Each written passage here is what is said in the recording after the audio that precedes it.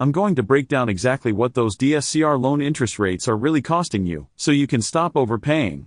If you're a real estate investor, you've probably heard of DSCR loans. They're a popular option for financing rental properties. The idea is simple: the lender looks at the property's income to decide if you can afford the mortgage, rather than your personal income. This makes it easier to qualify, but there's a catch.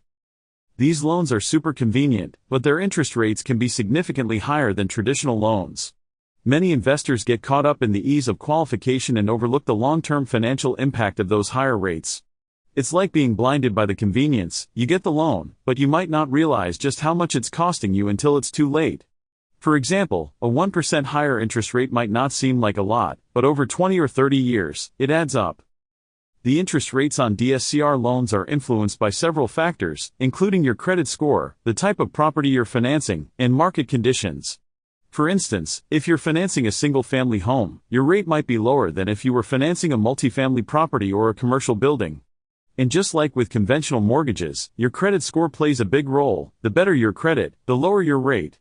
These rates can range from 0.5% to 2% higher than traditional mortgage rates, depending on the lender and your situation. To give you a better idea, let's compare a DSCR loan to a conventional mortgage. Let's say you're buying a $200,000 rental property with a 20% down payment. The conventional mortgage might have a 6% interest rate, while the DSCR loan might have a 7% rate.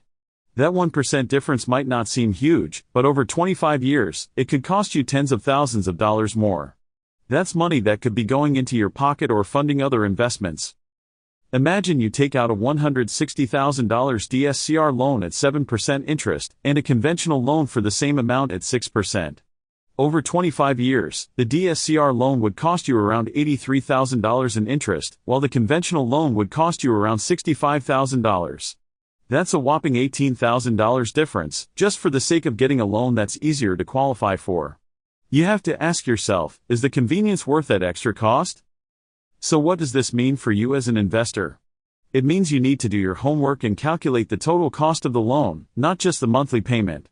Consider how long you plan to hold the property, and what your long-term investment strategy is. DSCR loans can be useful, but they come with a premium. Thanks for watching, and if you've had experience with DSCR loans, share it with us in the comments below. If you found this video helpful, be sure to subscribe for more insights into real estate investing.